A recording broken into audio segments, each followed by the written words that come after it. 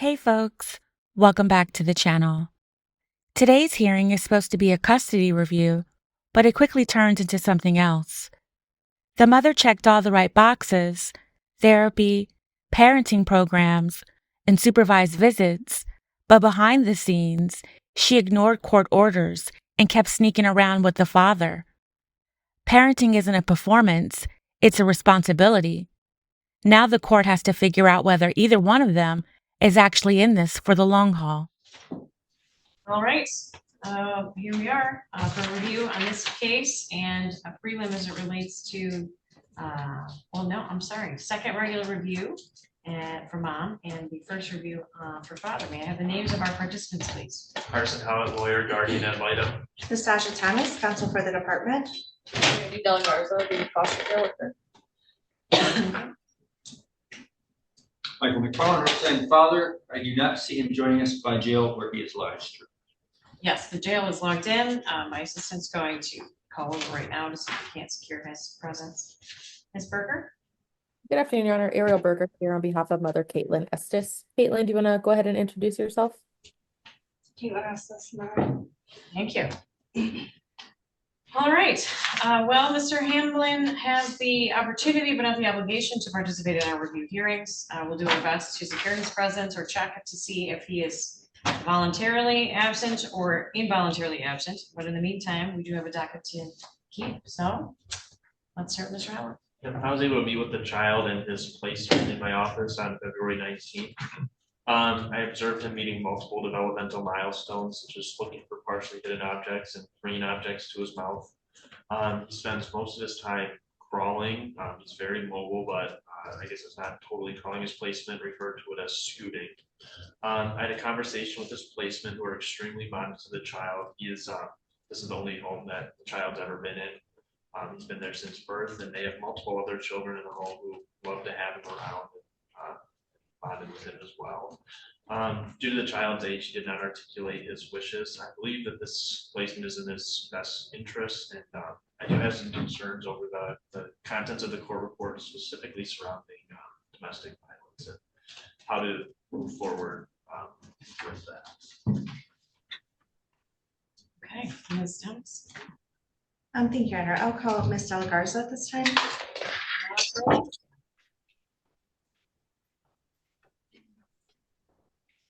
You swear or affirm to tell the truth, the whole truth, and nothing but the truth, so help you God? Yes, I do.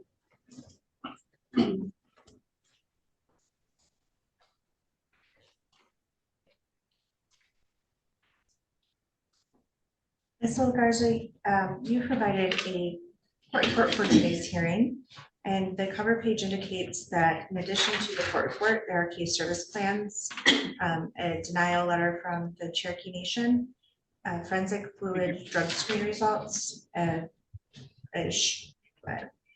photos of PPO.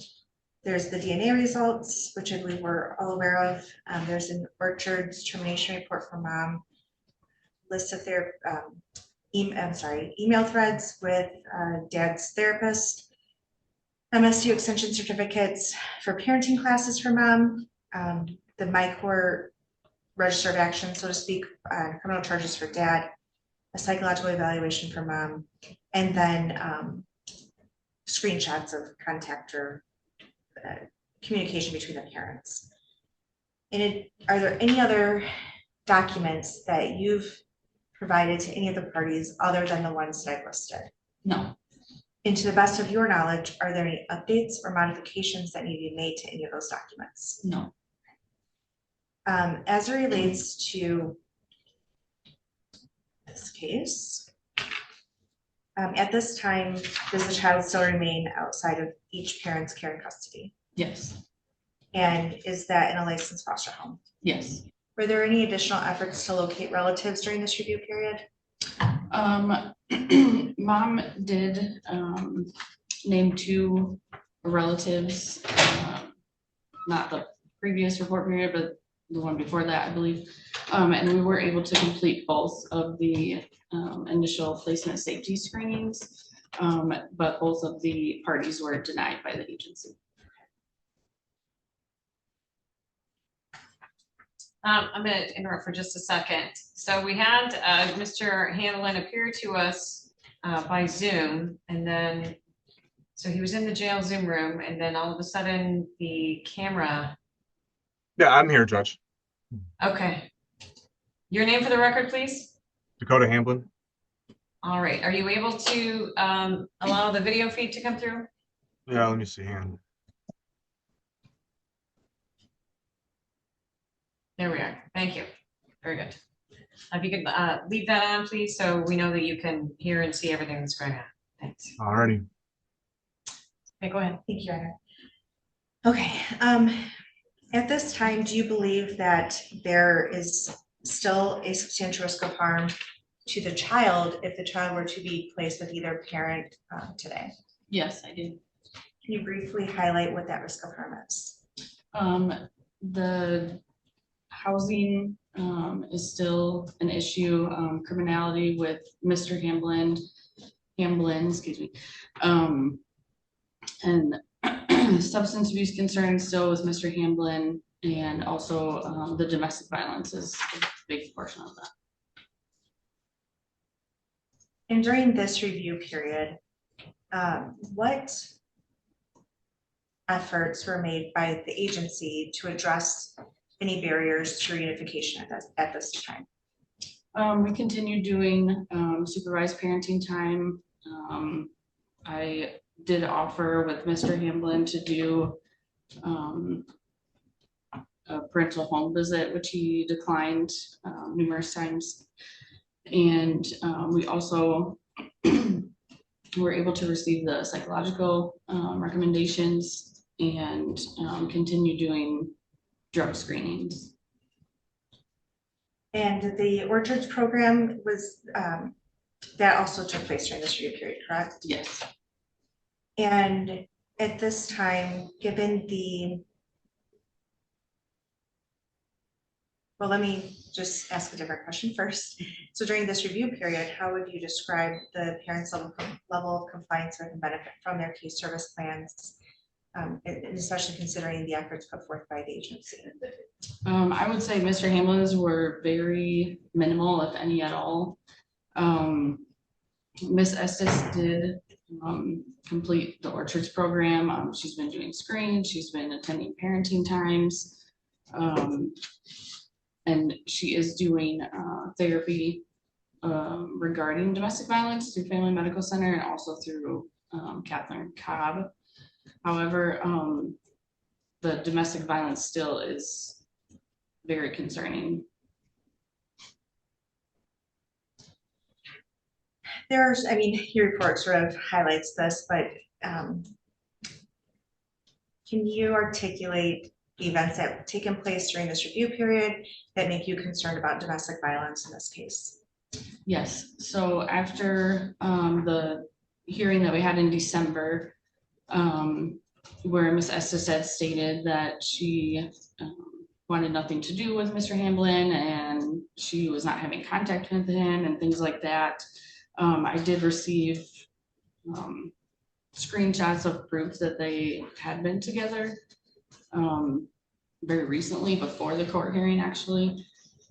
And also during this report period, Ms. Estes did take out a second or a different PPO against Mr. Hamblin that stated they were not allowed to text or see each other or anything. But it came to my attention that they were having contact and have been having contact, and that they had face-to-face contact with, which actually led to an incident, a domestic violence incident occurring, which is why Mr. Hamblin is currently incarcerated. To the best of your knowledge, though, was that PPO active at the time of the incident in which Mr. Hamlin got incarcerated for? I do not believe so. He was arrested on February 4th, and Ms. Estes petitioned the court to drop the PPO on January 30th.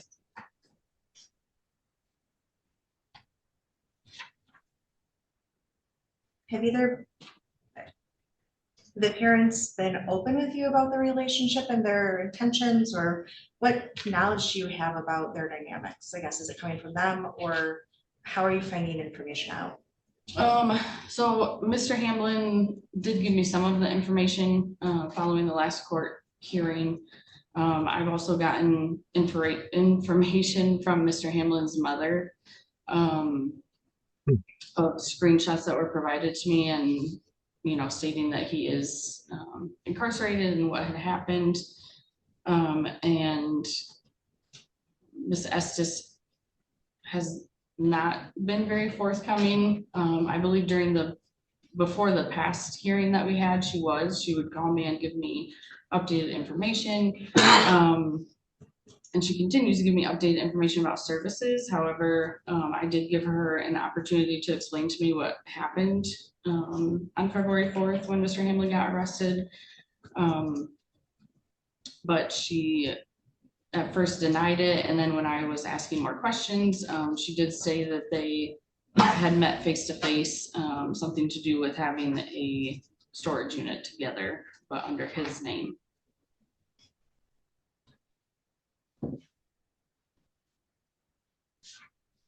To the best of your knowledge, what actually happened?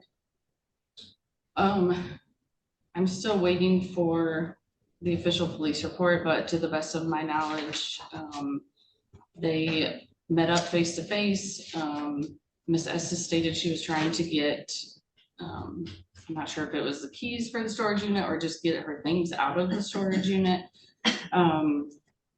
which led to him stating that he was going to kill Ms. Estes and then commit suicide himself, and then ended up choking her in the mix of that.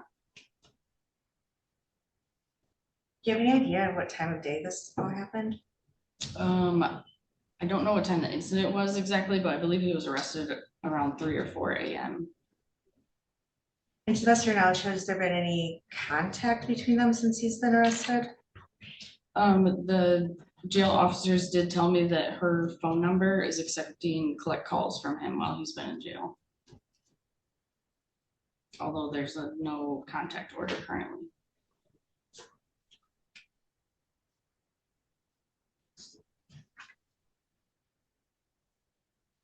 And during this review period, what has parenting time looked like for the parents? So both parents are offered 2 times a week visitation for 2 hours each. Ms. Estes has attended all but 4, and 2 of those were actually excused, and so they were made up at a later date. Mr. Hamlin, he's attended 2 out of 22 visits that have been scheduled this report period, and those were back in December. Are there any concerns about parenting time with Ms. Estes? I would say that she does well during parenting time. She's attentive to the child.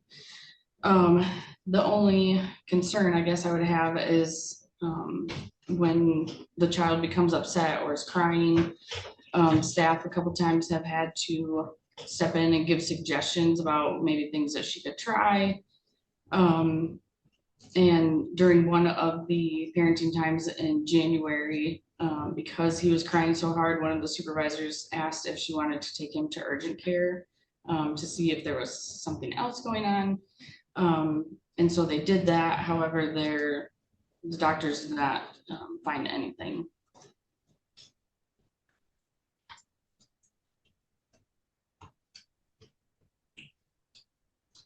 I mean, at this time, do you believe that there's sufficient progress or safeguards in place that you could comfortably recommend moving towards expanding parenting time or unsupervised parenting time for either parent? I don't think so. I mean, at this time, Mr. Hamlin, like I said, has missed many visits. And Ms. Estes, although she is making progress in her case services, there is the significant concern still of domestic violence.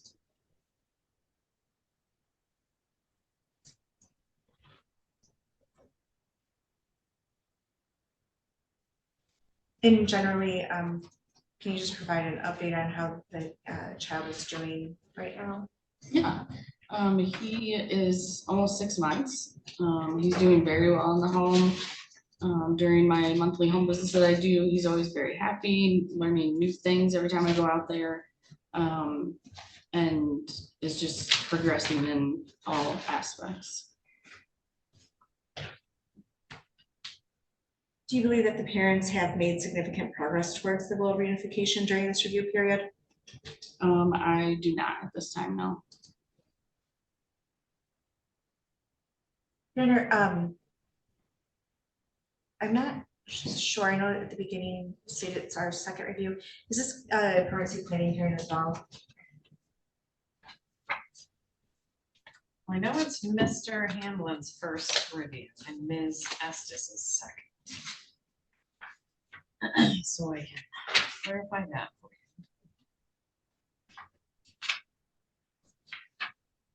you. It is set, yes, as a permanency planning hearing as well. Given you just testified that there has not been sufficient progress to continue towards the goal of reunification, are you asking the court to reconsider the goal of reunification for these parents at this time? Yes, we're asking that it be changed to adoption.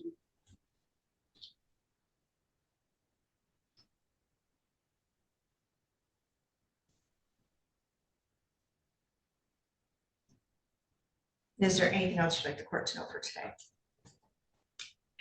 No. Thank you. With that, Your Honor, I am asking the court to accept the court report with the attachments. No objection. No objection. No objection. All right, thank you. They are received. Questions for this witness, Ms. Berger? Thank you, Your Honor. Ms. De La Garza, can you hear me okay? Yes. There are several things in the court report that look to be positives for Ms. Estes. Is that correct? Yes. And can you talk to the court about those, please? Yes, she, like I said, is participating in therapy through Catherine Cobb and also through the Family Medical Center. She continues taking her prescribed medications and attending the medication reviews.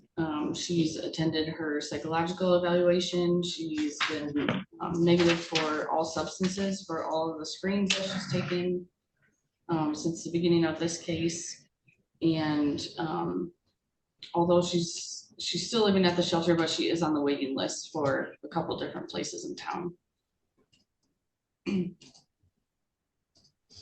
So right now, what's your biggest concern with mom? The domestic violence. Okay. And can you articulate to the court specifically how she is doing something to contribute to that? I'm just concerned that she continues having contact with him. Although she's stated on record and stated to me that she knows that's not in her best interest, and she knows that there are things that Mr. Hamblin needs to work on, and doesn't want a relationship with him. However, continues having contact with him and putting herself in situations that lead to the incident that happened in the beginning of this month. Is she ever charged when the domestic incidences get brought up? Is she what? I'm sorry. She ever charged criminally? Not during our case. I don't think so. Okay. And do you think that she's a perpetrator of domestic violence? I don't believe she's a perpetrator, but her continuing contact is very concerning. So because she is continued to be victimized by Mr. Hamblin, you want to terminate her rights to her child? Because I believe that she's also playing a part in the domestic violence and what's going on, and she continues to minimize things that happen also. Okay, but you said that you don't think that she's a perpetrator. So what part is she playing other than a survivor? She just, the continued contact. Okay. No further questions. Thank you. Mr. McFarland? What services on the case service plan will you be offering my client now that he's in jail? I did ask him if he's getting any services while he's in jail. He has seen a psychiatrist for prescribed medications. But while he is in jail, I'm not sure there's much more besides me kind of contacting him and, seeing if there's anything that he needs and making sure he's staying up to date on the case and things like that. You're not disagreeing with the legal concept, the innocence until proven guilty, correct? Correct. And you didn't personally view any of these No, incidents? My understanding is that jail will now allow visitation with children by Zoom. Are you aware of that? yes, I am. What type of arrangements will you be making with my client if he wishes to avail himself of visits? I would leave that up to the court to see if they believe it's in the child's best interest. I don't, just because of the age of the child. I'm not sure how much you could engage with Mr. Hamblin. Child's how old right now? He's what? I'm sorry. How old is the child? Almost 6 months. Seeing a father's face or anything like that, you don't think that'd be significant? Any benefit to that? I don't believe so at this time, since he's not seen him in months. Okay. If my client wishes to engage, is my presumption correct that he should first contact you upon his release from jail? Yes, Has he discussed voluntarily releasing his rights with you? no, he is not. Nothing further. Mr. Howe? Yes, other than the domestic violence issues that you've touched on, do you have any other major concerns regarding mom's progress through the case service plan? No, I do think she's doing well, just the concern that when the child does get upset during visits, that she's not able to calm him down. Does mom have adequate safe housing at this moment? She's residing at the shelter, so yes. Nothing further. Can you redirect? Ms. Garza, you mentioned or you clarified that you don't believe that Ms. Estes is a perpetrator of domestic violence. What did you mean by that? Just that she has not been charged with anything yet, although she is minimizing and continues to have contact, like I stated. Do you believe that she's an active participant in perpetuating the cycle of domestic violence? Yes, And do you believe that that is based on her actions of continuously engaging with Mr. Hamblin yes, and dropping a PPO? correct. I have no further questions, Your Honor. Any recross? Okay, No. No, Your Honor. thank you for your testimony. You may return to your seat. Next witness. I have no other witnesses, Your Honor. Witness testimony today, Ms. Berger? No, Your Honor. Mr. McFarland? Let me ask a couple questions of my client. You might be sworn in. Deputy Ames, you can swear in Mr. Tony Hamlin. Thank you. Mr. Hamlin, can you raise your right hand, please, sir? Do you swear or affirm to tell the truth, the whole truth, and nothing but the truth, so help you God? Can you unmute, please, before you answer, sir? Yes. Thank you. Sir, do you know how long you might be incarcerated? I am hoping to get out this week, bonded out this week. And do you wish to engage in services or to do a voluntary release, or given some thought as far as where you wish to go on this case?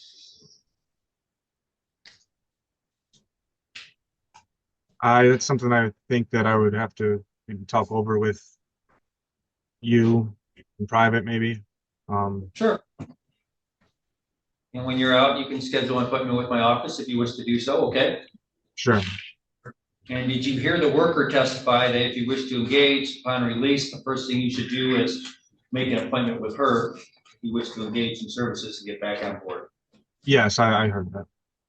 Anything else you wish to contribute today? No.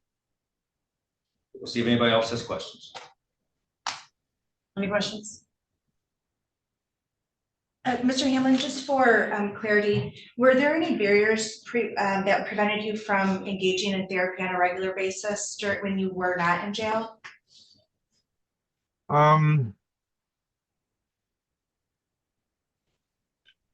mean, yeah, when my car broke down, that was kind of a big barrier, being out at my mom's. Okay. I don't really have a lot of transportation from out there.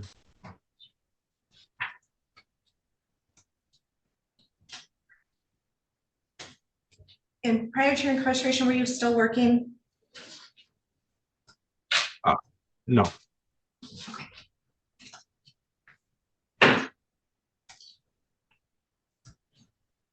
Okay, thank you. I have no further questions. Okay, any other questions, Mr. Howitt? No, Your Honor. Ms. Berger? No, Your Honor, thank you. All right, No Any further other- witnesses? okay. Mr. Howard, anyone you'd like us to hear from? No, Your Honor. Comments in closing, beginning with Ms. Thomas? Thank you, Your Honor. I was reviewing the notes that I've taken for this case, and obviously we had a long history with this family, dating back several years. And when this new kiddo was born, we had a preliminary hearing in which this court had discussed at length with the parents, especially in this court's findings, that there was ample time for Ms. Estes to demonstrate to the court how she was going to avoid the patterns of domestic violence. And that her failure to do so is what formulated the risk of harm and formed the basis for the violation of the statute, allowing the court to take jurisdiction. Because of the prior terminations, this was actually a termination initial disposition. However, we allowed her to engage in a case service plan in exchange for the plea, and that with that understanding, we would be looking at permanency at the first regular review. Which brings us to December, which we were lied to. We have the text messages now showing that they were in communication at that time. And then again, we have another review period in which domestic violence is still an issue.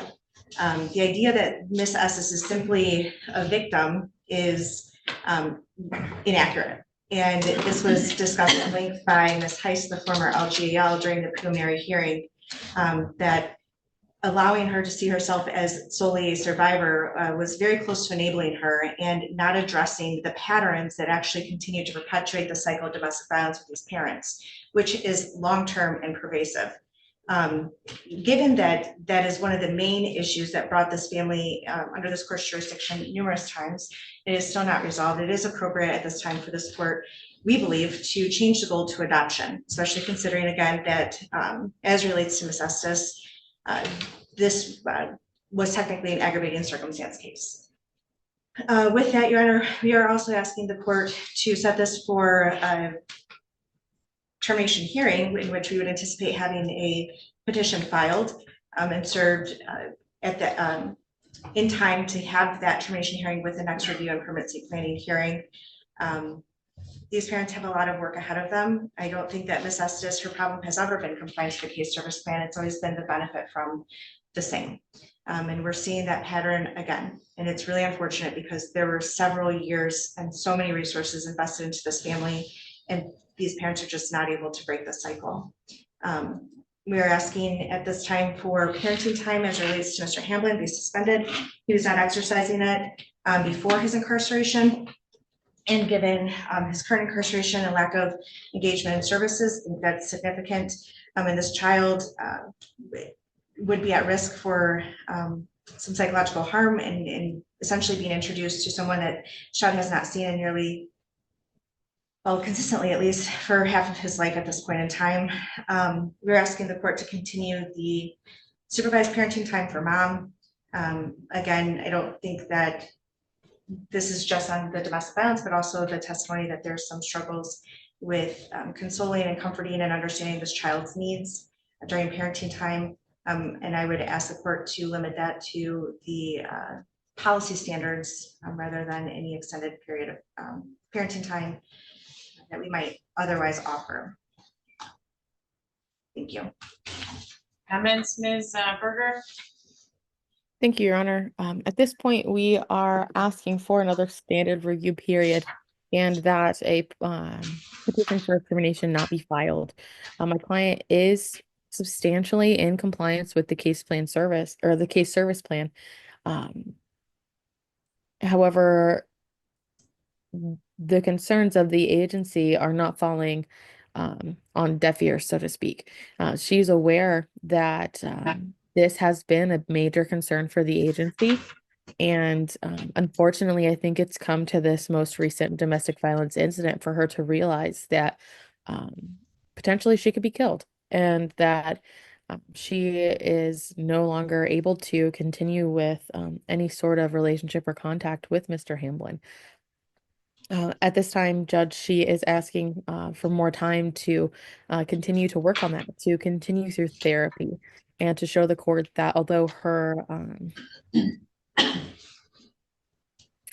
ability to stay away from Mr. Hamlin and to not be putting herself in situations where she can potentially be a victim of domestic violence, to show the court that she's able to do that, and to express that although she is a survivor of domestic violence, that's not all she is. That she also is trying her best to be a mother to this child, and to her other children if that's ever possible again. So, Judge, at this time, we are asking for another review period, and for some more time for her to continue with the therapies that are working, with her medication reviews. Her substance use has been incredible. You know, her sobriety has been great during this case. So, at this time, Judge, we would just ask for another review period. If you do authorize the filing of the petition, we would ask that she continue to have parenting time. The court report is pretty clear that she's fairly bonded with this child, that it is an extenuating circumstance that should require her to be able to continue to see him while this case progresses. Thank you. Mr. McFarland? Your Honor, the first thing that I'm taking a look at is I do see a letter from one of the Cherokee tribes indicating no affiliation. But when you mentioned Cherokee, there are multiple tribes, and I've gone through all my documents. I don't see green cards from the other Cherokee tribes, Your Honor. And I'm curious if they were sent or will be signed by the agent necessary to accomplish that properly. So I think we're still possibly looking at active efforts for reunification until we get an answer on that. We don't have an expert that weighed in today, just dicta that it might be possibly harmful to this child to have contact with his father. I don't know if the goal is still reunification, and this is my client's first review. You're basically saying we don't want you to be the father.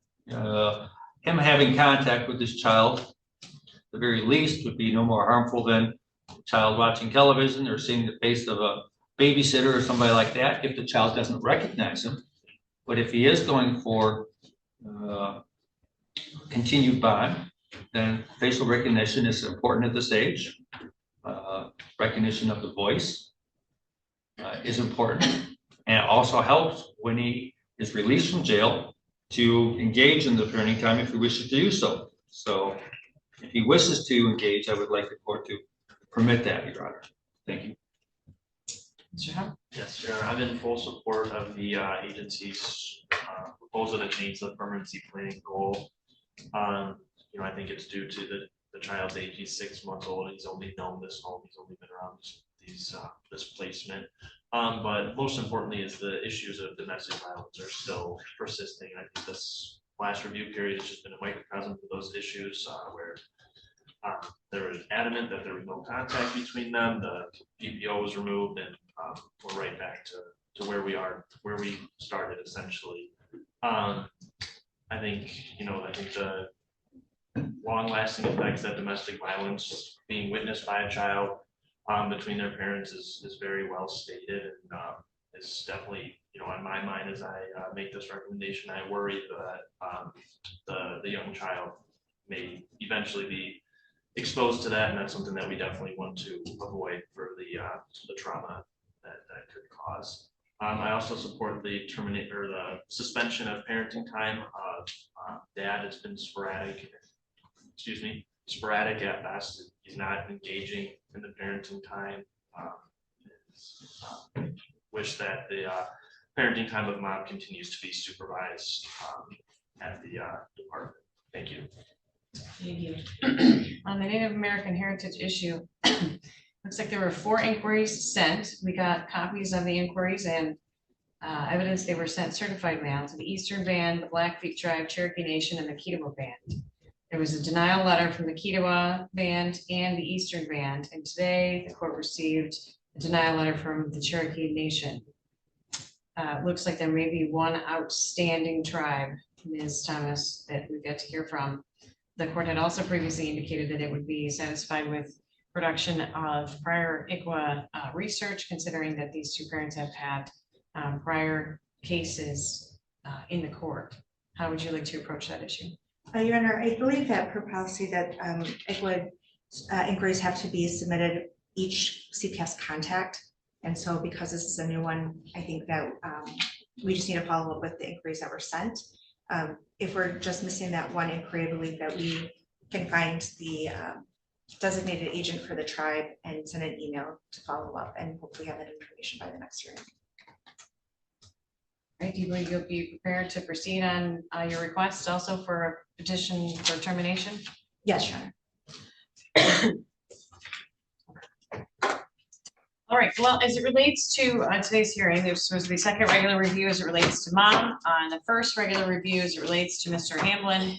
Mr. Hamblin has not engaged in services. He's missed 20 out of 22 parenting times. He's neglected to build any sort of bond with his child, and I see no reason to grant an already absent parent who's completely disengaged with services parenting time. The court does have the discretion to suspend parenting time of an absent parent. And that given, also coupled with a request by the department to issue a change in the permanency goal and a request to move forward on that petition for adoption, which I will be granting, I am suspending parenting time for Dakota Hamblin. Ms. Estes is making some progress in a significant area, which is her sobriety. Nevertheless, the dishonesty that we've seen actively from the outset of the case around her relationship and contacts with Mr.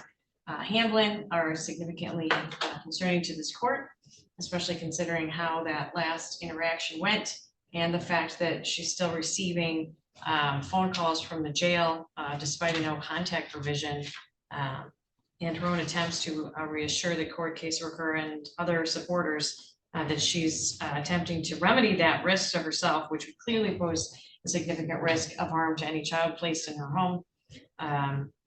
Unfortunately, I can't take her success in some areas and offset that significant risk, especially in a case such as this, where we are already looking at a shortened term, identified issues that are clearly continuing to be pervasive.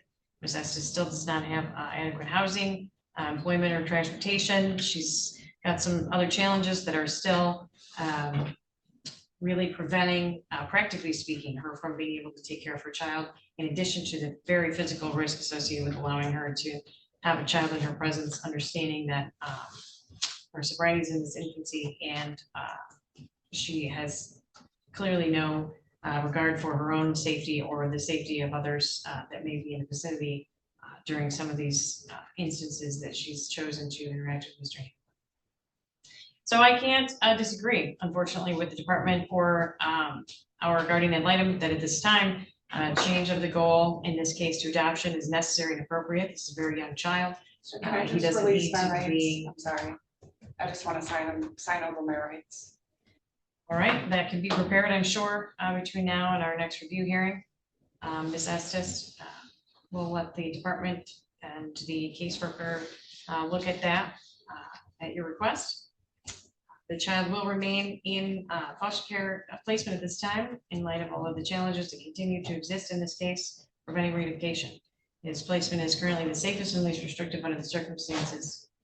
We're looking at a review hearing coupled with a request on a termination petition if it's timely filed and served for May 19th at 2:30. We'll give that 2 hours to entertain that petition if it's again finally timely filed and served.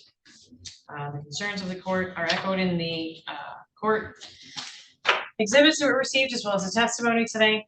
They firmly support the court's decision today, and we'll have the review permanency planning hearing as necessary, and that hearing on termination request at our next juncture. Unless there's any questions, I believe that's all for today. Thank you. Reunification was the goal until it wasn't. The mother claimed she was cutting ties with the father, but her actions all caught up with her. And when faced with the reality that the judge wasn't letting it slide, she voluntarily terminated her parental rights. Who does that? How do we get to a point where a child's future depends on whether the parent feels like it or not? Why go through the motions of proving you're a fit parent just to decide it's not worth it? Let me know your thoughts in the comments. And don't forget to like, subscribe, and hit that notification bell for more gripping courtroom moments. Thank you for watching. See you in the next one.